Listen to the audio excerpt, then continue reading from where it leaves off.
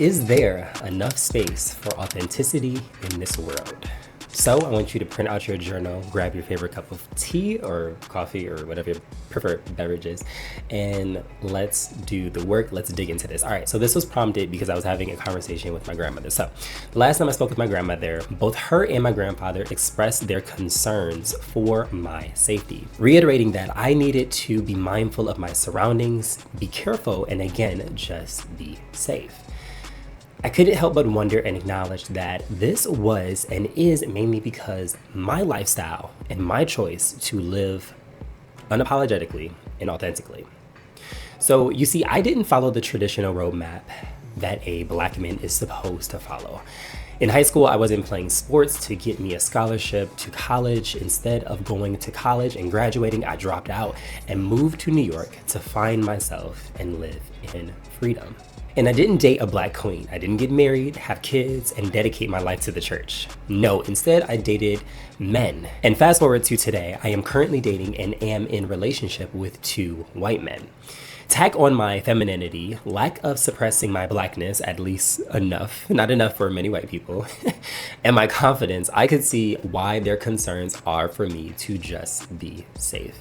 Yeah, so having the conversation with her, I was just kind of like, well, why do they constantly tell me that? They constantly say that. And I feel like parents and loved ones say that to you all the time. But my grandmother paused the conversation and took a moment because I was kind of just telling her about what was going on, what I was doing, what I was working on. And she kind of just was like, yeah, we were just thinking about you. And we're just like, we just want you to make sure you're being safe with all that you're doing because, you know, I do show up unapologetically and authentically in some spaces that there are intense amount of hate around Black people being Black. And I say that because there's a difference between being a Black person and showing up as Black in white spaces versus being a good Black, meaning you're talking the way they want you to talk, you're acting the way they want you to act. You're not acting like, I don't know how to put this in a different way, but you're not acting like a traditional urban Black person. You're not acting ghetto. Like how I was raised. Whenever my mother would say you're being ghetto or you're acting ghetto, it's acting like Black people from the hood, and you shouldn't be acting like that, and you can't act like that. So showing up like that, or showing up in my femininity, showing up as being gay, not being this blend in, died down, washed over version of gay that is showing up left and right currently. I express my femininity from the way that I dress, the way that I talk, my mannerisms. And on top of that, showing up with white men in Black spaces. Sometimes it can be hateful. People don't want to see me there with him, and it's because they hate white people, they hate that I'm not with them, they hate that we're together, who knows. But all that being said, I'm like, okay, I get it now. That's why they are so concerned. That's why they say it so much to me, like even to the point where my grandfather was like, maybe you should carry a gun. And I'm just like, okay. I just don't go to spaces where I don't feel safe. But moving forward, I want to lead with talking about the things that get in the way. Why do they hate authenticity in this world? So before I talk to you about what I think and what I feel, I want you to take a minute and mark all that apply. What are some of the things that you feel like or you believe you cannot do or express in this world? So is it wearing certain clothes or colors, pursuing creative careers over stable ones, setting boundaries and saying no, wanting a polyamorous relationship? This is really big for me. Showing emotion, being alone, choosing solitude, not wanting kids in marriage. There are so many women out there talking about, I don't want kids. I don't want to prioritize men. I don't want marriage. Showing up without a curated image. Are you tired of the fakeness? Are you tired of Instagram becoming reality in the real world? We are outside at the places where we're supposed to have fun, bars and clubs, and it turns into everybody is carrying their curated images from their social media into these bars. Where is the realness? Being openly spiritual or religious in a non-traditional way. Talking about loneliness, mental health, or trauma, which I hope you all know that I am more than excited to talk to you all about that on my platform in this space, because I feel like that's not welcome everywhere. Wanting a monogamous relationship, especially in the gay community. It's almost like, oh my God, there's no such thing as monogamy in the gay community, like shut the fuck up. But some of us still want that. Some of us want to have that experience. Some of us want to talk about that. And then lastly, embracing softness instead of hypermasculinity. And then I leave you some space to kind of like think, write, and talk with yourself. But after doing that, I want you to answer these questions for me. I want you to ask yourself, before the world told you who you had to be, what were you doing? How did you speak, move, dress, love, or dream back then? Now think about the first time you were told directly or indirectly that the version of you was too much, that version of you was too much, not enough, or wrong. What part of you did you start shrinking? Then I want you to list parts of yourself that you've hidden, softened, or silenced just to be safe, accepted, or loved by your community or your family. Lastly, which of those parts still feel alive inside of you, waiting for permission to come back? What would it take to let even one of them resurface today? To me, I think the part of me that is inside of me that is asking for permission to come back is, and I know this is gonna sound weird, but it's my ghetto side, my ghetto ratchet side, my love for being able to date men outside of my race, specifically to date someone to not date black women. I feel like as a black man, there is this pressure to date black women and keep the whatever the fuck they want going on. I don't wanna do that. First of all, I don't even wanna date women. And then second of all, I don't even want to focus on dating one race. I wanna date someone that makes me feel loved and accepted and appreciated as I am. And then lastly, my feminine side. I think going back to the ghetto ratchet side, that comes more so from my upbringing and my family, where there's just a certain way to act. And I get why they taught us to act this way. To survive in a predominantly white world, to be successful, you had to act white. I mean, I just, that's what I believe. Again, I'm gonna start the conversation after this video and I want us to talk. And also when we're talking about this, please leave with love and kindness. We're just trying to understand each other. We're not trying to be rude or to judge each other for our feelings, our emotions, our experiences, our upbringings. That's why I created a separate space, because I really want to monitor and see everything that is going on within the community, what people are saying. And for some reason, YouTube does not give me notifications whenever there's any type of comment. So for example, I can comment back to somebody. It doesn't notify me when you respond to that. It doesn't notify me if anybody else responds to that. And it doesn't notify me when you guys respond to each other. So I created realgaylife.com, finally got it launched. And again, I want you guys to join me in this conversation, but I can see everything there. But back to the point, my ghetto ratchet side, they raised us to survive in this world, and those parts were to be hidden. And I love that part of me, and I don't want to hide that part. The sassiness, the aggressiveness, the directness, the seriousness, the I don't play about myself so you don't play about me either part. Like, I don't feel the need to hide that anymore. And for me, what I've noticed is going into predominantly white spaces, especially being around my partners, families, and friends, I get a lot of pushback. Lastly, femininity. I talk about this in other videos. The gay community, I feel like, has become more non-accepting of femininity. Like back then, it used to be obvious, like no fats, no femmes, all that. Then it kind of stopped for a while, unless I was just blind to it. And then now I feel like I'm noticing an overwhelming amount of celebration for men that are masculine, or for men that can go back and forth, where you're code switching. And I think it's being trade and cunty, whatever. I don't know. I don't really pay attention to what the fuck y'all got going on. But all that being said, it's almost like code switching is celebrated now when you can do both. And I'm just like, what about just being you? But maybe that is you. Maybe you go back and forth and you're fluid. I mean, I sometimes feel like I am feeling more masculine and then more feminine some days, but I typically try to curate my look or my image to express both of those. So my outfit might have like a feminine top and then a more masculine bottom, or I'll wear my do-rag and my tennis shoes or Jordans or whatever, and I'll wear like a feminine top or like very form-fitting pants. Like, I like to balance it all into one. I don't like feeling torn or split in between the two based off of outside circumstances. For many of us, it's very seldom that we are in a space environment or around people where we can take the mask off and show up authentically and unapologetically. Again, this is me pointing back to being around people that I love. The people that I love, I'm able to take this mask off with, which I have begun to see that this is now a privilege, becoming a privilege, or what I like to say, the new privilege. So I want you to ask yourself, is your authenticity allowed and accepted, or policed, judged, and shamed? So I did a comparison. To me, being allowed and accepted is you're being celebrated for your style and your expression. People are curious about your truth. You're invited to speak freely. Your pain is believed. That's a big one for me. People adjust to make space for you. You're allowed to change, evolve, and explore. You can exist without constantly explaining or defending yourself.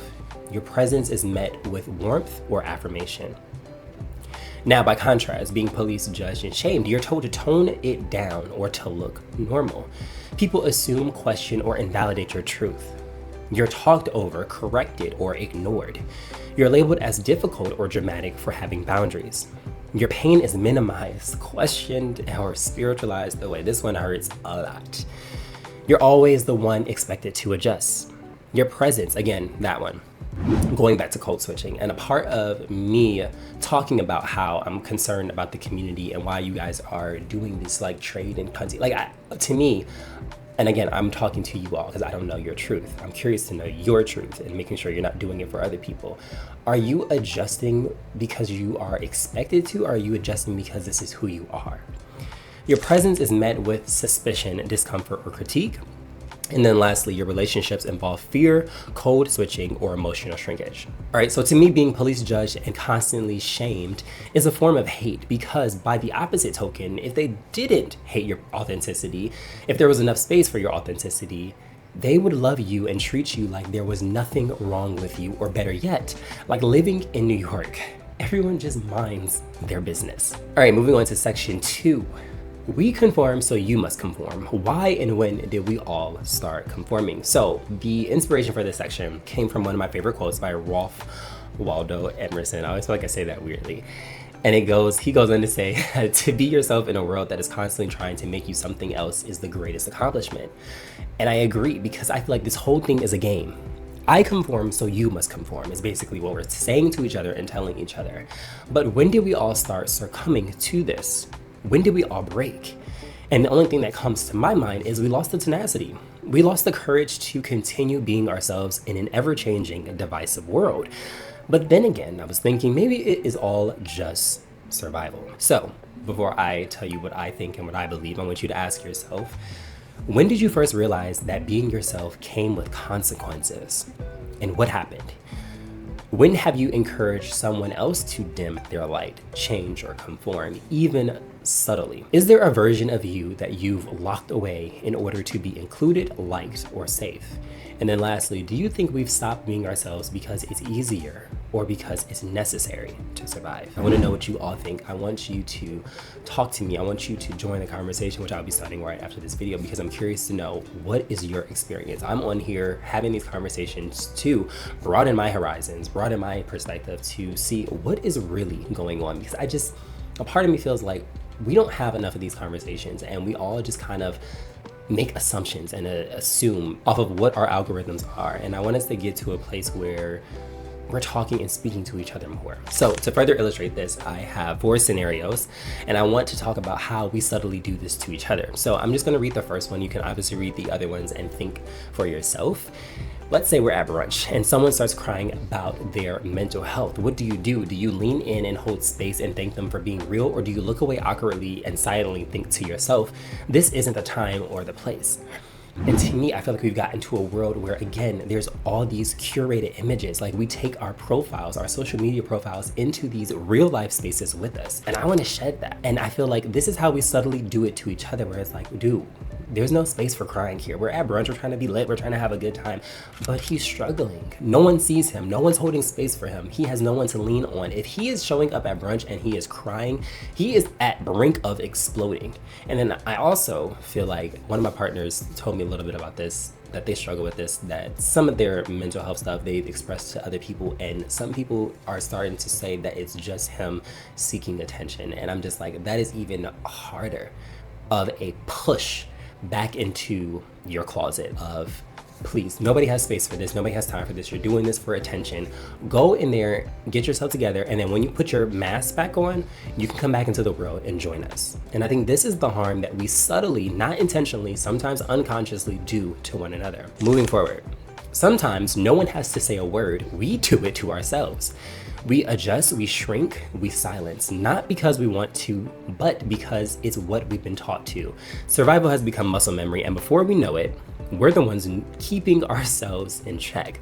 So I create a short little can't say that in the same sentence, a short listicle for you all about how we do this to ourselves. To me, it's by telling yourself to not be too much before walking into a room, by changing your voice, tone, or accent depending on who's around, by staying quiet when you want to speak up just to keep the peace, by dressing down to avoid standing out or drawing attention. This is a big one for me. I love clothes. Clothes are like pieces of artwork to me, and I love adorning the canvas, me, with different mediums of clothing.